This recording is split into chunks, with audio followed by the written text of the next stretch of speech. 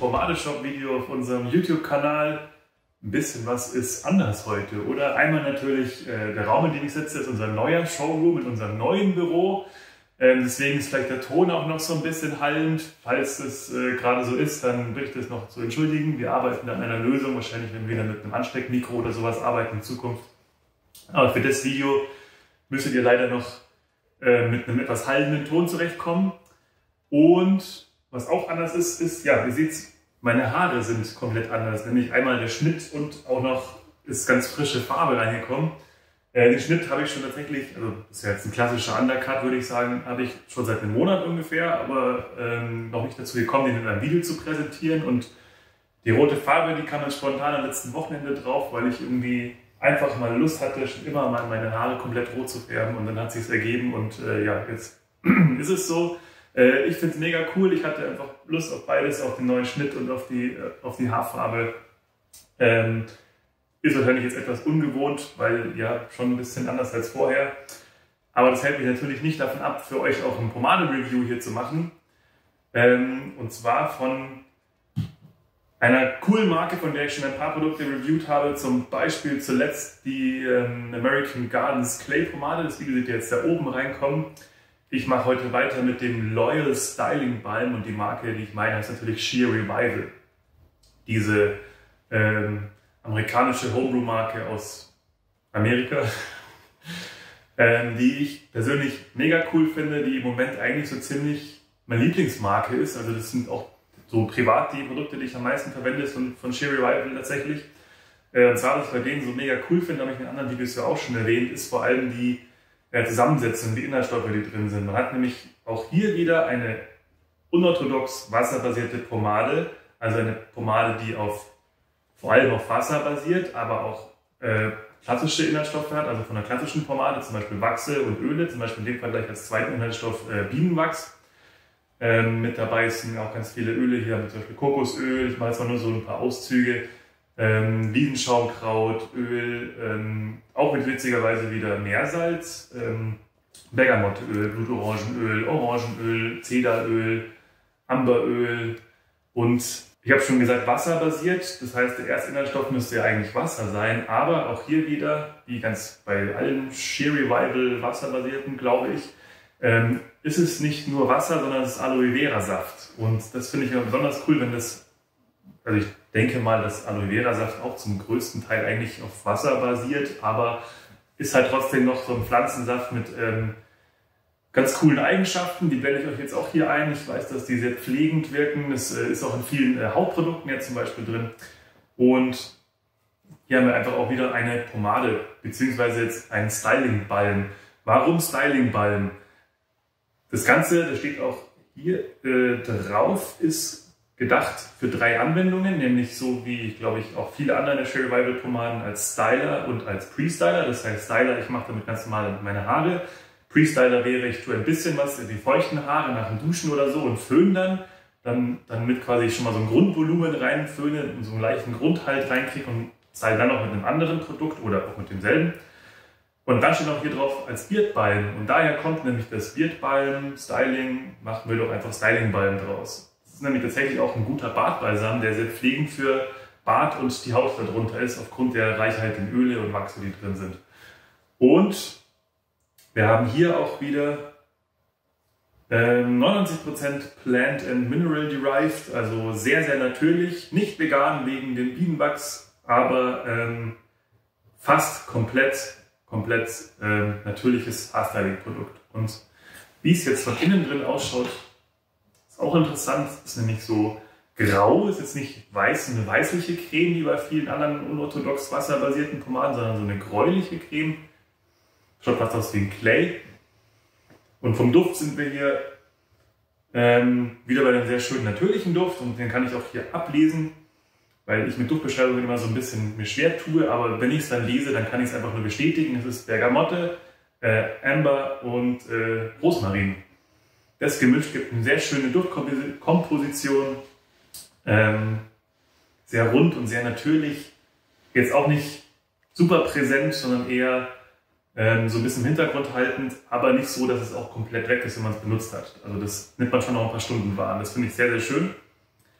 Und ja, ich habe jetzt noch so einen ganz leichten Restbuild-up von der Pomade drin. Fast nicht nennenswert und noch so eine leichte Grundfeuchte, weil ich mir vorhin schon mal einen Hair Tonic reingemacht habe. Ansonsten ist es eigentlich produktfrei, meine Haare.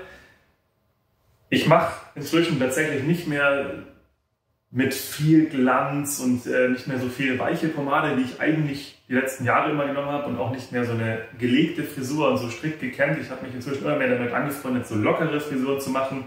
Ich benutze tatsächlich in der Regel auch eher matte Produkte inzwischen, tatsächlich auch sehr viele unorthodox wasserbasierte Pomaden. Da hat sich die Gewohnheit einfach so ein bisschen geändert, aber das ist ja das Coole an der Welt der Pomaden, dass ich auch für jetzt einen komplett anderen Haarschnitt, eine komplett ziemlich andere Frisur jedenfalls, immer noch die passenden Produkte hier bei uns finde.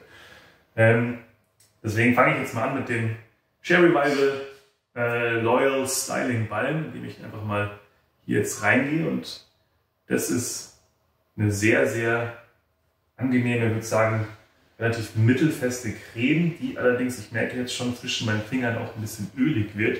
Um euch das mal zu zeigen, ist es cremig, so ein bisschen, ja, bröckelig würde ich es jetzt wahrscheinlich falsch beschreiben. Es ist nämlich absolut nicht trocken, aber man merkt, dass sich so einzelne kleine Elemente so herauskristallisieren, herausbilden, würde ich sagen. Man merkt es so ein bisschen. Deswegen werden wir es jetzt einfach mal verreiben, um diese kleinen Bröckchen wegzukriegen, und das sieht ja sofort, das ist ganz einfach. Also ich merke jetzt, dass dann auch die Öle so ein bisschen rauskommen, weil es jetzt sehr ölig, cremig wird und jetzt auch nicht irgendwie trocken sofort, sondern ja, schöner Balm. Und was auch cool ist, dass dadurch, dass es so ölig wird, ich habe jetzt nicht wie bei einer Mattpomade oder bei einem Clay die weißen Rückstände in der Hand, sondern so einen schönen öligen Film. Und damit gehe ich jetzt einfach mal in die Haare rein. Schau mal, dass ich das überall so einigermaßen hinbekomme, das Produkt.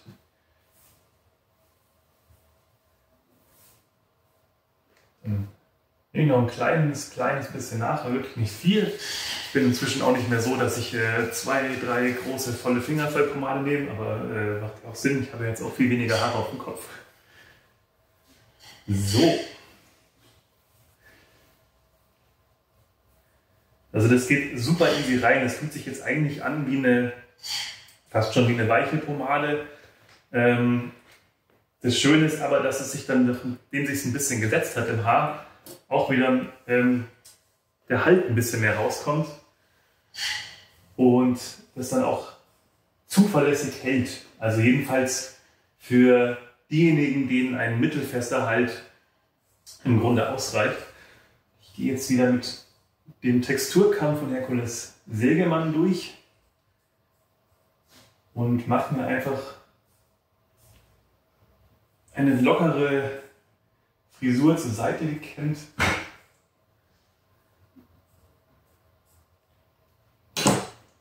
Ja, das sieht doch schon mal gut aus.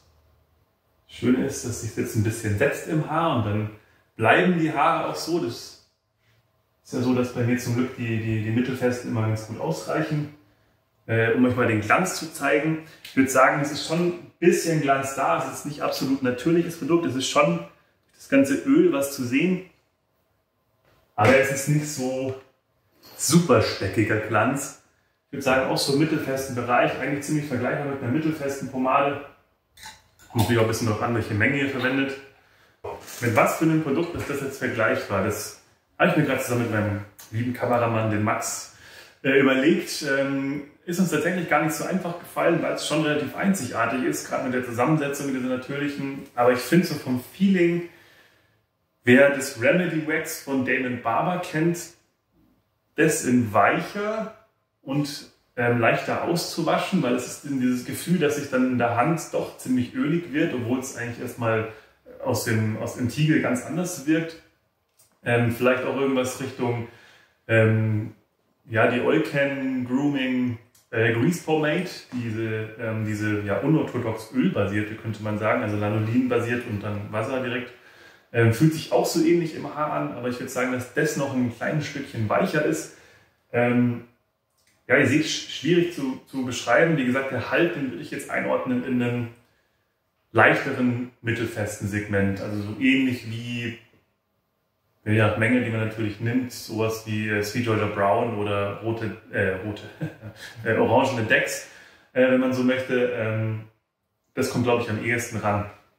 Aber hier eine ganz andere Inhaltsstoffgeschichte, nämlich wie gesagt diese ganzen natürlichen Öle, diese Pflanzensaftbasis und dass man es auch noch gut für den Bart hernehmen kann. Ist auch sehr fein. Kann ich auf jeden Fall empfehlen, ist super für lockere Frisuren. Ich habe jetzt noch nicht so viel genommen, um mir damit eine riesen Tolle zu bauen. Das könnte, glaube ich, auch, wenn man sehr einfache Haare hat, funktionieren, aber ich bin mir nicht ganz sicher, gerade jetzt im Sommer, wie gut es dann hält. Ich glaube eher, dass das eher was für gelegte Haare ist, mit einem schönen, natürlichen Finish, das jetzt nicht absolut matt ist. Aber ich finde es sehr, sehr cool, sehr, sehr schön und der Duft ist auch sehr fein. Und ich liebe einfach die Sheer Revival Pomaden, allein schon, weil es auch so ziemlich cool aussehende Gläser sind, die alle, wenn man sie alle daheim im Regal stehen hat, auch sehr cool ausschauen. Das kann ich aus eigener Erfahrung nämlich auch sagen.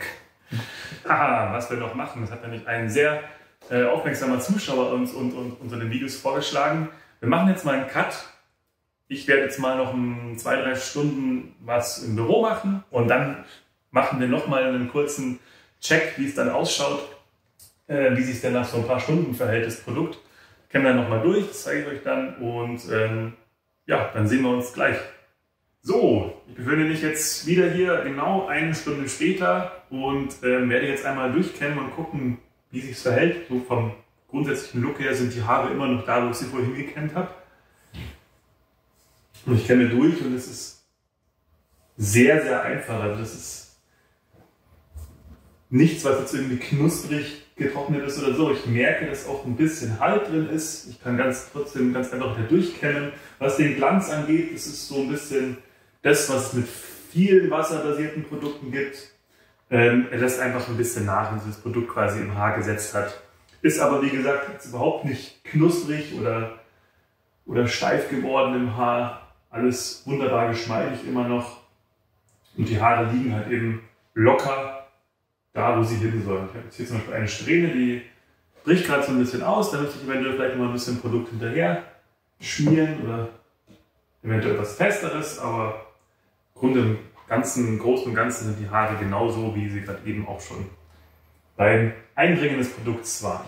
Also ein weiteres cooles Produkt aus dem Hause Sheer Revival. Ich hoffe, dass euch das Review gefallen hat und ich hoffe auch, dass euch das Styling Balm gefällt, wenn ihr immer ausprobiert. Link dazu natürlich immer unten in der Videobeschreibung, genauso wie auch der Link zu allen Kontaktmöglichkeiten, wie ihr uns kontaktieren könnt, falls ihr Fragen habt oder eine Beratung braucht. Könnt natürlich auch gerne einfach hier drunter einen Kommentar schreiben. Und wenn euch das Video jetzt gefallen hat, gebt gerne einen Daumen hoch. Und wenn euch der Kanal gefällt, würden wir uns sehr darüber freuen, natürlich, wenn ihr auch noch auf Abonnieren drücken würdet und die kleine Glocke zusätzlich noch anschaltet. Dann verpasst ihr keines unserer neuen Videos. Und ich würde sagen, dann sehen wir uns hoffentlich beim nächsten Mal wieder. Und bis dahin wünsche ich euch eine schöne Zeit und alles Gute, euer Flo.